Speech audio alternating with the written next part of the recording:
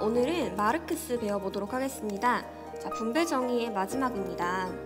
마르크스는 사회주의를 주장하였습니다. 그래서 이번 단원에서는 사회주의의 특징, 그리고 역사 발전, 5단 개설, 그리고 자본주의, 사회주의, 공산주의 비교하는 부분까지 보도록 하겠습니다. 자, 그러면 사회주의를 보기 앞서서 역사 발전, 5단 개설부터 보도록 하겠습니다. 마르크스는 역사가 계급과 계급이 투쟁하면서 발전한다고 생각했습니다. 계급과 계급의 투쟁. 그래서 역사 발전을 계급 투쟁의 역사라고 이야기를 합니다. 자, 그러면 각 단계별로 어떤 계급이 투쟁을 하는지 자세히 보도록 하겠습니다. 먼저 원시 공산제 사회에서는 계급이 아예 없었다고 생각을 합니다. 그리고 고대 노예제 사회가 되고 나서는 자유민과 노예라는 계급이 생기고 이 두 계급 사이의 투쟁으로 인해서 자유민과 노예라는 계급이 사라지고 중세 봉건제 사회로 이행하면서 영주와 농노라는 계급이 생겨났다고 생각합니다. 그리고 역시 영주와 농노라는 계급 사이에 갈등이 생기고 영주와 농노의 투쟁으로 인해 이 두 계급이 사라지고 근대 자본주의 사회로 넘어가면서 자본가와 노동자 계층이 생겨났다고 말합니다. 자, 이제부터 여기서부터가 중요합니다. 그러니까 집중하세요. 마르크스는 자본주의 사회를 싫어해요. 왜냐하면 생산수단의 사적 소유로 인해서 자본가와 노동자 간의 계급 투쟁이 생겨났다고 보기 때문입니다. 여러분, 생산수단의 사적 소유라는 게 무슨 뜻일까요? 예를 들어서 내가 빵을 만든다고 해봅시다. 자, 그런데 이 빵을 만들려면 뭐가 필요하죠? 그쵸, 당연히 빵을 만드는 기계가 필요할 것입니다. 자, 여러분, 그런데 빵 만드는 기계가 싼가요, 비쌀까요? 그쵸, 당연히 비싸겠죠. 그렇기 때문에 이 빵 만드는 기계, 즉 이 생산수단은 일반인은 가질 수 없게 되는 것입니다.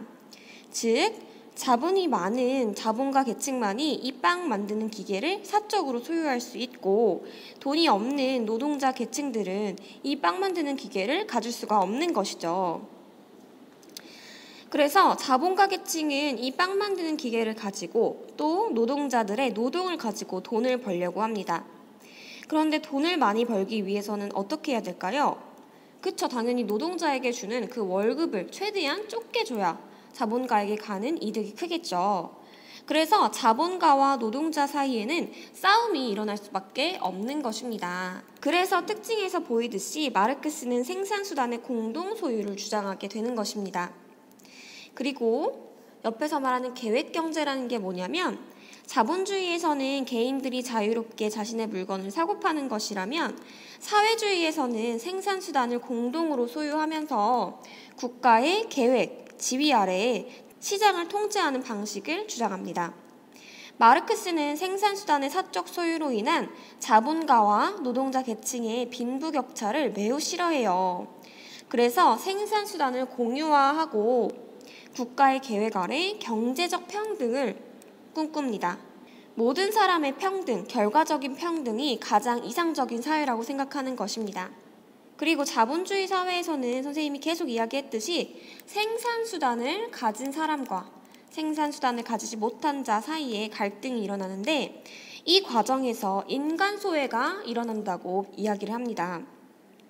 여러분, 인간소외가 뭘까요?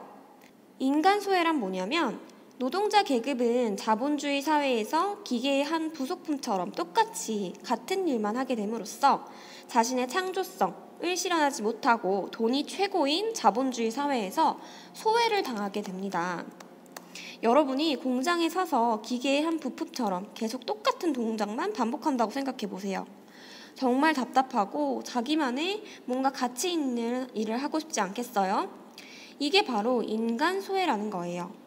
즉, 마르크스는 인간이 자신의 개성이나 창조성을 실현하는 것이 인간의 본성이라고 생각했습니다. 그리고 이 본성을 실현하지 못하게 하는 자본주의의 문제점을 비판하였어요. 그리고 공동체 속에서 창조적인 노동을 하면서 잠재성을 실현할 수 있는 사회는 자신이 주장하는 사회주의밖에 없다라고 생각을 했습니다.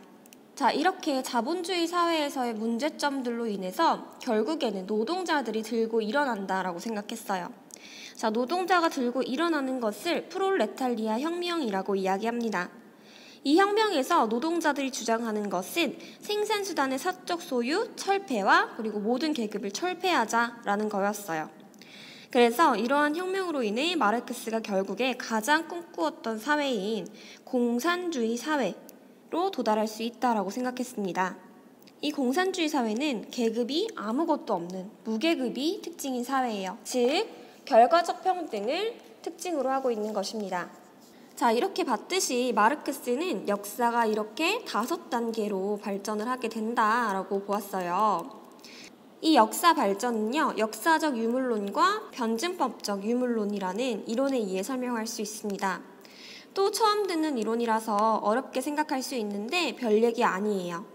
역사적 유물론이라는 것은 생산력 발전을 저해하는 생산관계에 대한 계급투쟁을 통해 새로운 생산관계를 수립하는 방식으로 생산력을 발전시킨다는 이론이에요. 그러니까 만약에 예를 들어보자면 자본주의 사회에서는 자본가와 노동자 계층이 있었죠. 그런데 이 계급은 서로 평등한 관계였나요? 아니면 평등하지 못한 관계였나요? 그렇죠. 평등하지 못했죠. 자본가가 갑인 사회였어요. 그래서 이 두 계급 사이에는 서로 불만이 있을 수밖에 없겠죠. 즉, 자본가와 노동자는 대립구조에 갈 수밖에 없는 관계예요. 자, 그렇기 때문에 두 관계가 싸우게 되면 생산력이 불필요하게 저하될 수밖에 없겠죠. 그렇기 때문에 계급투쟁이라는 역사를 통해서 새로운 생산관계를 수립하는 방식으로 다음 사회로 발전하게 된다라고 이야기하는 것이 역사적 유물론이에요. 그리고 변증법적 유물론도 역시 같은 의미를 담고 있어요. 자, 이 세상에는 다양한 물질들이 있죠. 그런데 변증법적 유물론은 이 물질이라는 것 그 자체 안에 모순을 담고 있다라고 생각합니다. 그래서 이 물질은 이 모순으로 인해서 발전하게 되는데 이 세계 또한 물질로 이루어져 있다라고 생각을 했어요. 그런데 이 세계 또한 물질로 이루어져 있기 때문에 이 세계 또한 그 모순으로 인해서 결국에는 저차에서 고차로 발전하게 된다라고 생각을 했습니다. 자, 마르크스의 역사 발전의 5단계 역시 딱 그랬죠. 계급 간의 모순으로 인해 서로 투쟁하면서 점차 발전된 사회로 완성되어 가는 모습을 보여주죠. 자, 이렇게 마르크스의 사회주의를 보았습니다. 마지막으로 여러분들이 조금 헷갈려 할 것 같아서 자본주의, 사회주의, 공산주의 이 세 가지 사상을 비교하면서 좀 더 개념을 뚜렷하게 다지고 수업을 마치도록 하겠습니다. 우선 마르크스가 볼 때 자본주의에서 인간 본성은 어떻게 된다고 보았죠? 그쵸, 인간 본성은 결국 소외된다고 봤어요. 왜? 그쵸, 인간이 공장의 한 부속처럼 기계처럼 일을 하면서 창조성을 발휘할 수 있어요, 없어요? 그쵸, 없겠죠. 기계의 한 부속품이 돼서 한 사람은 망치질만 하고 한 사람은 뭘 집어넣는 작업만 하고 뭐 이런 식으로 일을 하게 되면서 인간 본성이 소외된다고 보았습니다. 자, 그래서 이러한 자본주의의 구조를 비판하고 마르크스는 사회주의에서는 노동자 계급의 혁명, 프롤레타리아의 혁명을 통해서 결국에는 소외가 점점 극복되는 사회주의라는 가독이라는 과정을 거쳐서 결국은 자신이 꿈꾸는 이상사회인 공산주의 사회에서 공동체 지향적인 노동자로서의 인간 본성을 실현할 수 있다고 보았습니다. 즉, 마르크스가 결국 궁극적으로 지향하는 사회는 사회주의라는 과도기를 지나 공산주의에 도달하는 것입니다. 다음으로 자본주의에서의 계급은 어땠나요? 맞아요. 부르주아가 프롤레타리아를 지배하는 그러한 구조였어요. 부르주아라는 건 자본가 계급을 얘기하고 프롤레타리아라는 거는 노동자 계급을 이야기합니다. 그리고 프롤레타리아의 혁명으로 사회주의 사회로 넘어가게 되고 이 사회에서는 프롤레타리아, 노동자 계급이 자본가 계급, 즉 부르주아를 지배하게 됩니다. 그리고 결과적으로 공산주의 사회에서는 비로소 계급이 아예 없는 무계급 사회로 이행할 수 있게 된다라고 보았죠. 다음으로 자본주의 사회에서는 부르주아의 독재로 인해서 자본가 계급의 독재로 인해서 정부는 자본가 계급의 이익 집행 기구가 된다라고 보았습니다.